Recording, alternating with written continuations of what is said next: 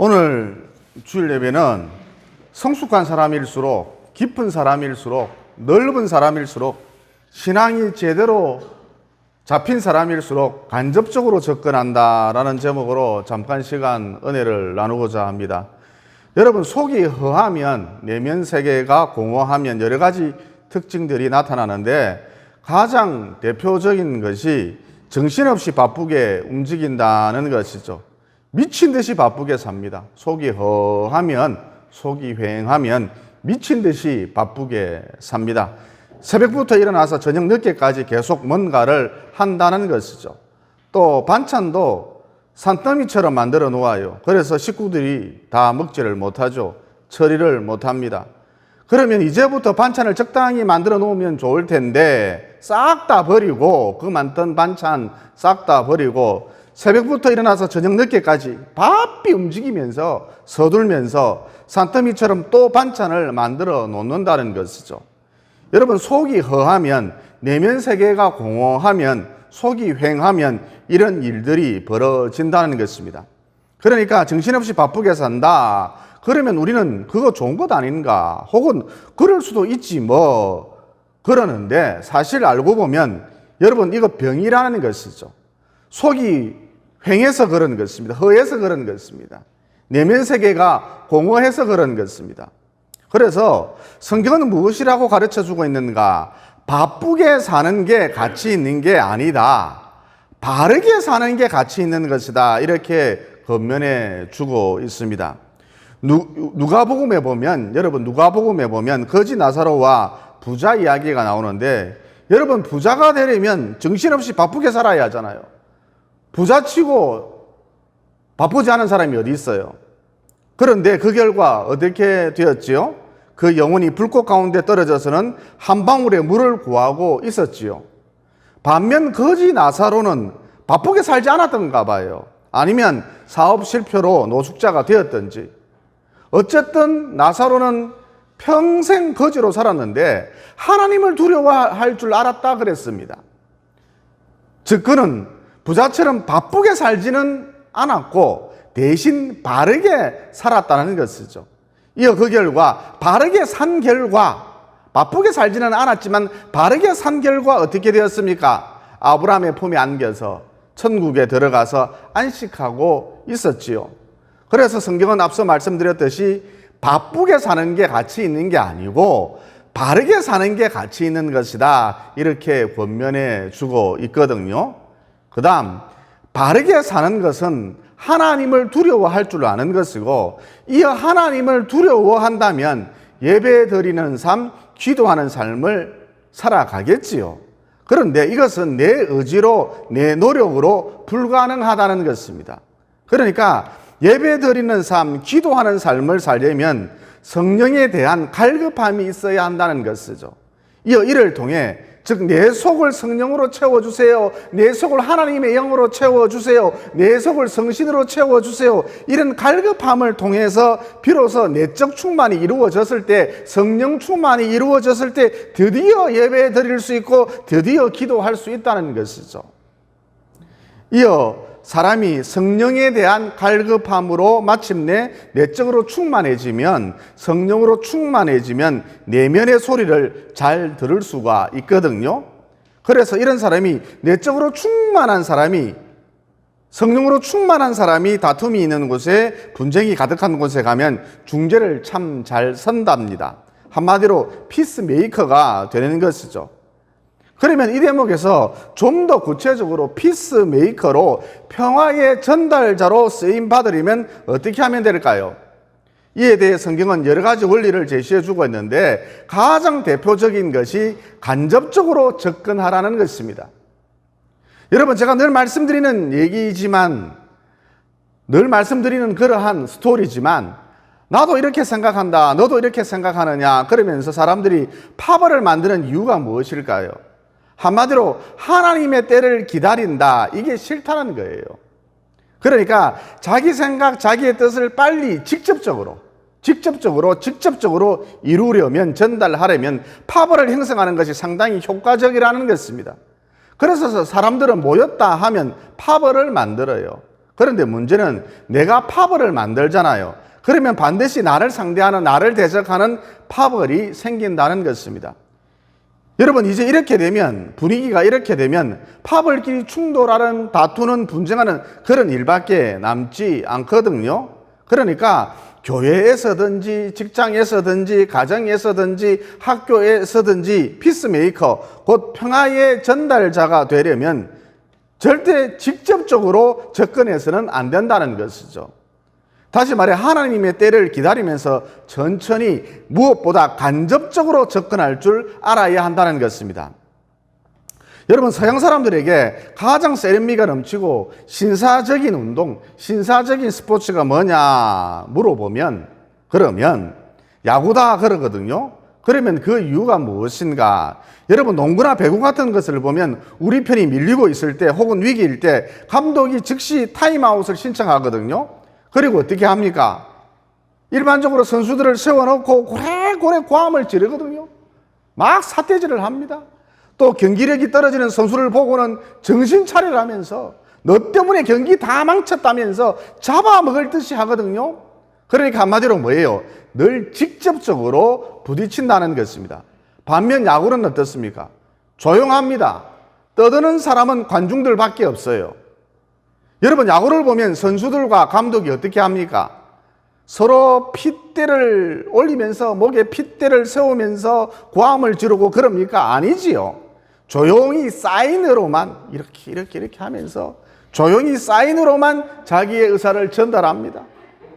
막 이렇게 하면서 서로 사인으로만 서로 간의 의사를 전달합니다. 흥분하지를 않죠. 그러니까 한마디로 뭐예요? 야구는 다른 스포츠와는 달리 간접적인 스포츠라는 것입니다. 그래서 서양 사람들 야구를 가리켜서 가장 세련미 넘치는 스포츠다, 가장 신사적인 스포츠다, 운동이다 그런다는 것이죠. 따라서 피스메이커로 평화의 전달자로 쓰임받고 싶다면, 하나님의 도구로 쓰임받고 싶다면 직접적으로 부딪히지 않도록 애를 써야 한다는 것입니다. 항상 간접적으로 접근해야 한다는 것이죠. 여러분, 이것이 성경이 가르쳐주는 원리거든요. 하나 더 예를 들어서 마음에 드는 여자가 있단 말입니다. 마음에 드는 남자가 있단 말입니다. 그래서 찾아간 다음 문을 벌컥 열고 다짜고짜 나는 당신을 사랑합니다. 그러면 대부분의 경우 상대방이 상당히 부담스러워 하지요. 거부감을 느낍니다. 이 사람이 도대체 왜 이러나 그럽니다. 그러면 왜 이런 일이 벌어집니까? 나를 사랑한다 그러는데 왜 이런 일이 벌어집니까? 한마디로 직접적으로 접근했기 때문입니다.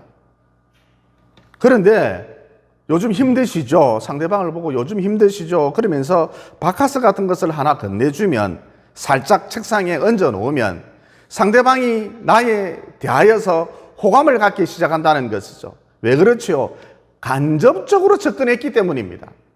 그러니까 여러분, 인간관계를 맺어나가는 데 있어서 직접적으로 접근하면 의도치 않게 적을 만들 수가 있다는 것이죠.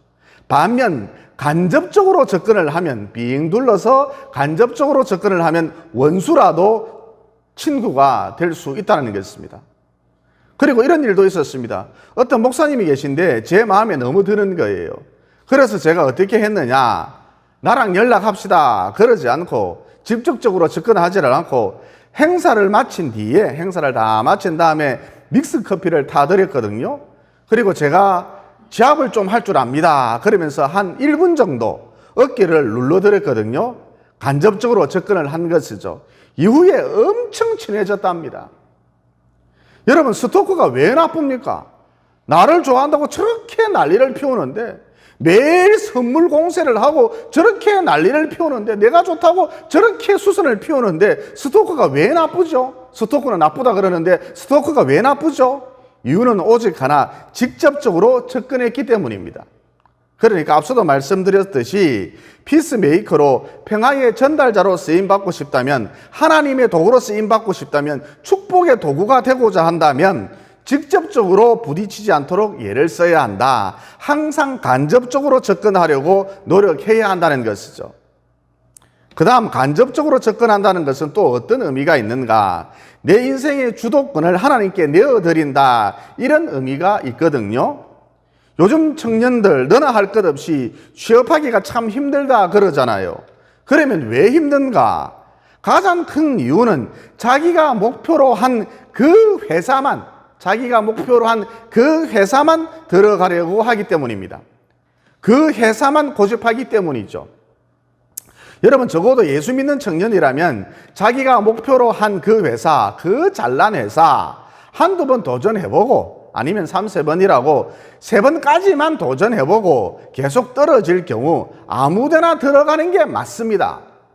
그러니까 무슨 얘기냐면, 내가 직접적으로 나서지 아니하고 하나님께 인생을 내어드리면, 즉 간접적으로 접근을 하면, 비록 내 성에 차지 않는 작은 회사에 들어갔다 할지라도, 고만고만한 회사에 들어갔다 할지라도 하나님께서 나를 내가 생각한 것 이상으로 크게 키워주신다는 거예요. 다시 말해, 환경과 조건이 내 인생을 결정짓는 것이 아니라 하나님의 손이, 전능자의 손이 내 인생을 결정짓는다는 것입니다.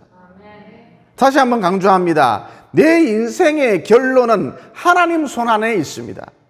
삼성그룹이 아니라니까요. 내가 꼭 들어가고자 하는 그 대기업이 아니라니까요. 여러분, 요셉이 직접적으로 자기 인생 문제를 해결하려고 했다면 어떻게 됐겠습니까? 피바람이 불었을 것이고, 형들 다 죽이고, 집안은 풍비박산이 났겠죠. 아버지는 기절하고, 이것으로 끝입니다. 또 보디발의 아내가 유혹을 했을 때에 못 이기는 척하면서 넘어갔다면, 불륜을 저질렀다면 그 지긋지긋한 노예 생활 청산할 수도 있었을 것입니다. 게다가 이 여자의 힘을 빌리면, 보디발의 아내 이 여자의 힘을 빌리면 애굽의 말단 공무원이라도 할 수 있었겠죠. 하지만 이것으로 끝입니다. 지저분한 더러운 삼류소설 같은 인생, 이게 요셉의 인생인 것이죠. 그런데 요셉은 항상 간접적으로 살았거든요. 즉 언제나 인생의 주도권을 하나님께 내어드렸다는 것이죠. 그러자 어떤 일이 벌어졌느냐, 마침내 드디어 합력하여 선을 이루더니 애굽의 국무총리가 되었답니다. 그래서 우여곡절 끝에 형들과의 극적인 화해가 이루어졌고, 서로 부둥켜 안고 울었잖아요. 형들과의 아름다운 화해가 이루어졌고, 또 극심한 가운데 고통받고 있는 수많은 백성들을 구할 수가 있었죠. 무엇보다 같은 동족인 유대인들을 구할 수가 있었습니다. 그러니까 인생을 간접적으로 사니까, 즉 인생의 주도권을 하나님께 내어드리니까 인신매매되어서 애굽의 노예로 팔려간 일이라든지, 또 보디발의 아내가 유혹을 했는데 이를 거절하는 바람에 느닷없이 감옥에 갇히는 신세가 된 그런 일이라든지, 이런 여러 가지 불행들이 그의 인생을 사로잡지 못하더라는 것입니다. 발목을 잡지 못하더라는 것이죠. 오히려 이런 불행들이 그 인생을 더 좋은 방향으로, 더 유익한 방향으로, 더 획기적인 방향으로 이끌고 가더라는 것이죠. 그러므로 간접적인 인생이 되십시오. 즉 인생의 주도권을 하나님께 내어드리라는 것이죠. 그러면 내가 생각했던 것보다 훨씬 위대한 인생이 펼쳐진다는 것입니다. 잡초가 장미가 되는 것이죠. 창세기에 보면 룻과 아브라함의 목자들이 서로 다투었지 않습니까? 그래서 아브라함이 룻에게 한 가지 제안을 했답니다. 네가 좋아하면 내가 우하고 네가 우하면 내가 좌하리라. 그러니까 뭐예요? 한마디로 아브라함은 간접적인 인생을 산 것이죠. 즉 언제나 인생의 주도권을 하나님께 내어드렸다는 것입니다. 어쨌든 아브라함이 이런 제안을 하자 직접적인 인생을 살았던, 즉 인생의 주도권이 언제나 자기에게 있었던 룻이 초목이 우거진 소돔과 고모라 지역을 선택했거든요. 양을 키우고 염소를 키우려고 하니까 초목이 많았으면 좋겠다 생각하고 초목이 우거진 소돔과 고모라 지역을 선택했거든요. 이해하는 수 없이 어쩔 수 없이 아브라함은 소돔과 고모라의 반대편인 항무지를 선택할 수밖에 없었지요. 이어 세월이 점점 흐른 뒤에 어떤 결과가 나타났느냐, 소돔과 고모라 성이 하나님의 심판으로 불바다가 되었을 때 거대한 지진이 일어나서 두 성이 지중해 바다로 가라앉을 때에 롯은 겨우 목숨만 건질 수가 있었죠. 반면 하는 수 없이 황무지를 차지했던 아브라함은 날이 갈수록 풍성해졌답니다. 거부가 되었답니다. 족장이 되었답니다. 왜냐하면 그가 땅을 팠다 하면 운물이 나왔기 때문입니다. 여러분, 물이 있어야 농사를 짓든, 물이 있어야 밭을 개간하든, 가축을 키우든, 아이를 낳든 생산활동을 할 것 아닙니까? 여러분, 당시 중동지방에 있어서 물이란 금과 같은 것이었거든요. 그런데 아브라함은 팠다 하면 운물이 나왔으니까 이건 정말 어마어마한 일이었던 것입니다. 굉장한 축복이었던 것이죠. 그러니까 아마도 아브라함이 하는 수 없이 떠안았던, 억지로 떠안았던 그 항무지 밑에 큰 거대 지하수가 흐르고 있었던가 봐요.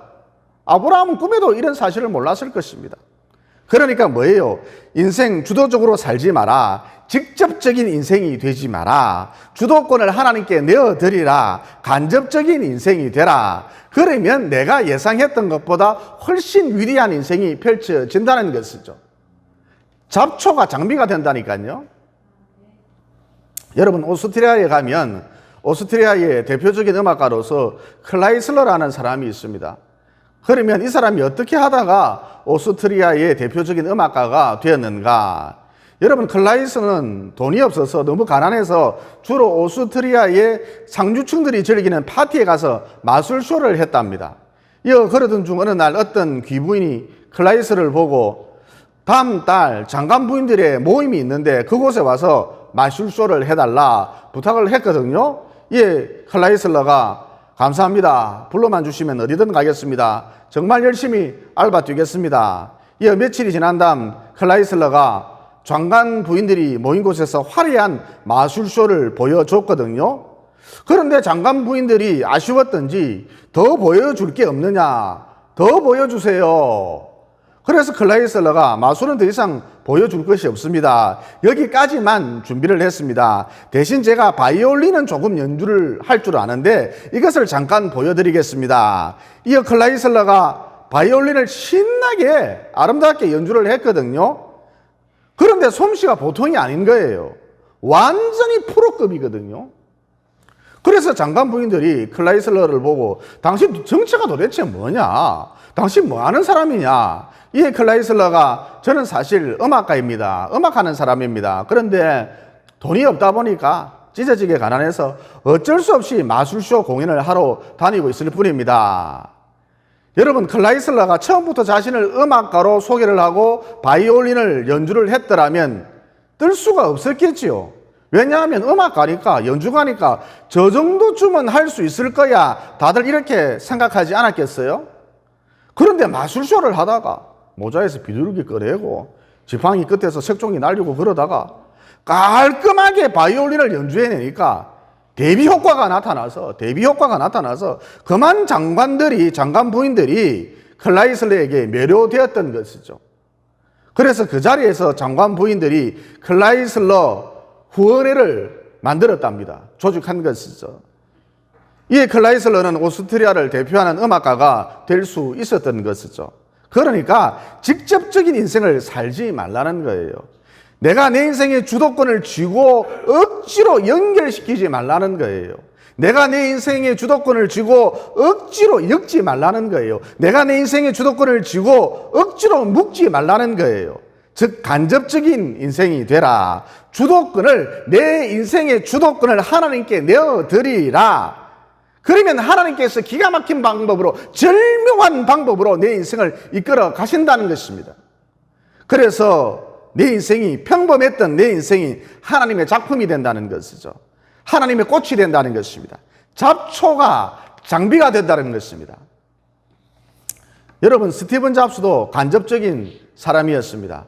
간접적인 스타일이었거든요. 어느 날 기자들이 스티븐 잡스에게 다음과 같이 질문을 했답니다. 당신은 돈이 남아 도는데 왜 싸구려 티만 즐겨 입느냐? 그것도 검은색 티만, 검은색 티만 10년째, 20년째 입고 다니느냐? 그러자 스티븐 잡스가 싱긋이 웃으면서 애플의 사과가 흰색이잖아요. 그랬거든요. 이 말을 들은 기자들 중 일부가 아하! 그랬답니다. 탄성이 나온 것이죠. 즉 기자들 중 일부는 뭔가를 깨달은 것이죠. 느낀 것입니다. 그러니까 무슨 얘기냐? 애플의 흰색을 강조하기 위해서 스티븐 잡스가 직접적으로 흰색 티를 입고 나오지 않았던 것이죠.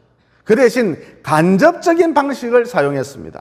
즉 자기가 검은색 티를 입고 나옴으로써 애플의 흰색을 은영 중에 강조했던 것이죠.